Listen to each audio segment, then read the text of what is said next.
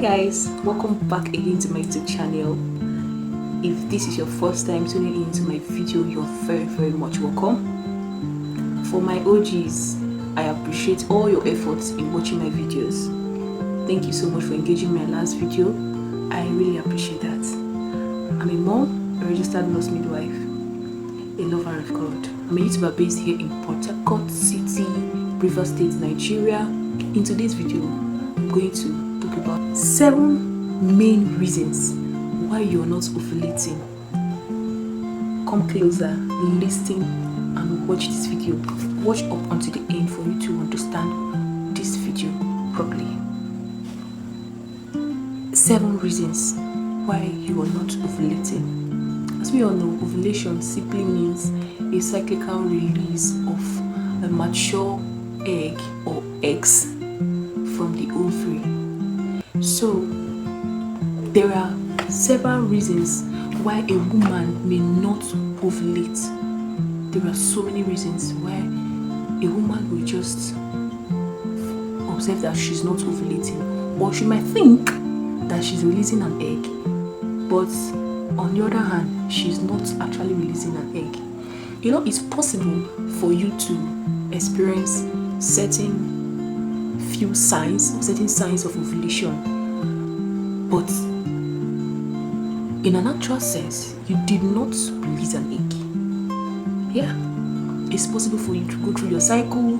You felt okay because you're seeing that fetal cervical mucus, or because you felt somehow, or because you experienced few signs of ovulation. Doesn't actually means that you released an egg, or it doesn't actually mean that the egg got matured for release.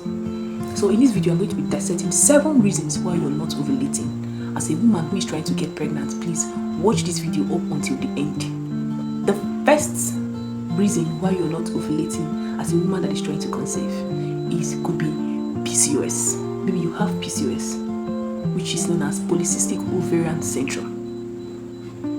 When you have PCOS, there is an elevated amount of androgen hormones in your system, coupled with other signs that will present when you have PCOS. So, PCOS is one of the causes of anovulation. Could be one of the causes why you're not ovulating as a woman who is trying to get pregnant. The second reason why you're not ovulating could be hormonal imbalance. Yes, when there is a shift or a fluctuation in your hormonal levels, could be that it's very low, your hormones are low, or you're not even releasing that hormone that is responsible for ovulation. How can you ovulate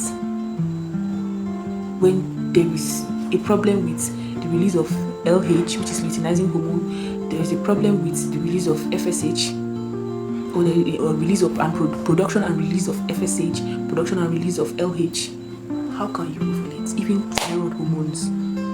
How can you ovulate? You cannot ovulate. So this is the second reason why you might not be ovulating as a woman that is trying to conceive. The third reason why you might not be ovulating could be stress and lifestyle. These are modern lifestyle, such as poor sleep habits. You're not sleeping well. How can your body function properly when you're not sleeping well? If you're stressed, stress makes your body to release cortisol. And these cortisol levels, when it's up there, it will inhibit your reproductive hormones.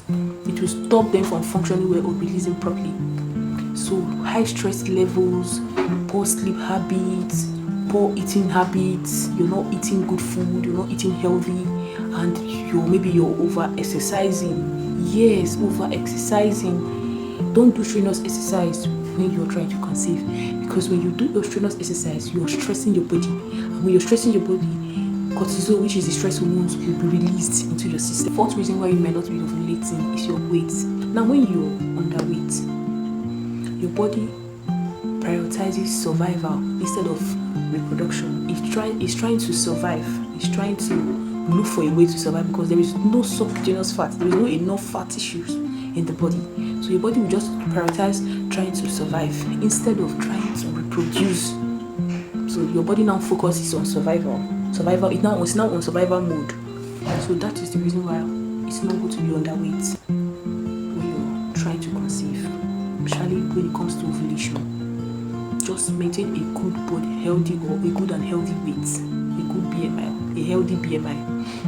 Then if you're overweight, you will come down or experience insulin resistance and all that, and it will disrupt your hormonal levels and predispose you to issues like diabetes, PCOS, and other metabolic issues. The fifth reason why you might not be ovulating is perimenopause. Now, some women, few years before actually experiencing the menopause, the main menopause itself, they might start to experience some kind of premenopausal symptoms as early before the menopause itself. So that's why when you're not ovulating, when you're trying to get pregnant, especially if you're above 30-35, it's good or best to consult with a fertility specialist to assess you, to check you, to do a series of tests in your, do blood work and all that. Just do what you need to do so that you can get your good results, because some women experience menopause earlier than some. The sixth reason why you might not be ovulating is thyroid disorders.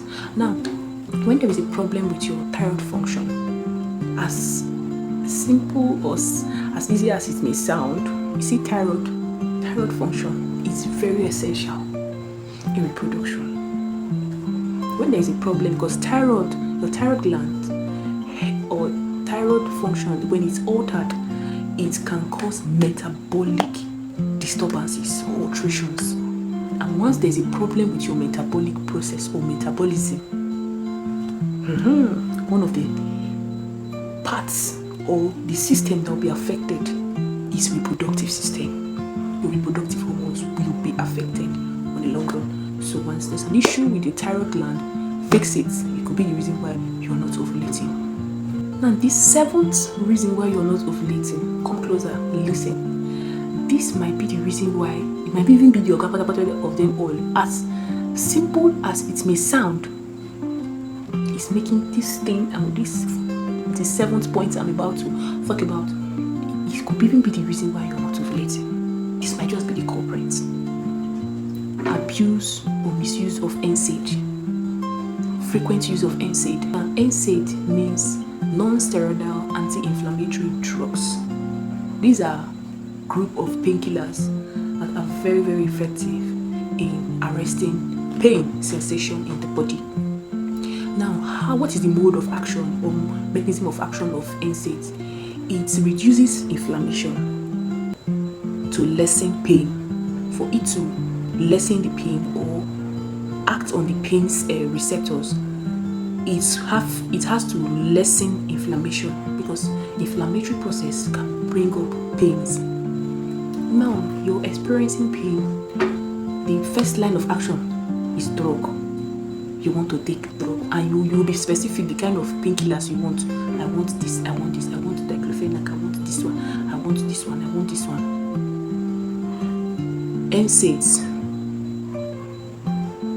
lessen inflammation. For it to lessen pain, it has to reduce inflammation. And let me shock you, ovulation process itself is similar in nature to inflammatory process. Yes, ovulation process itself is similar in nature to inflammatory process. So I would call ovulation process an inflammatory process. Your body is going through now that period of ovulation, your fertile period in your cycle.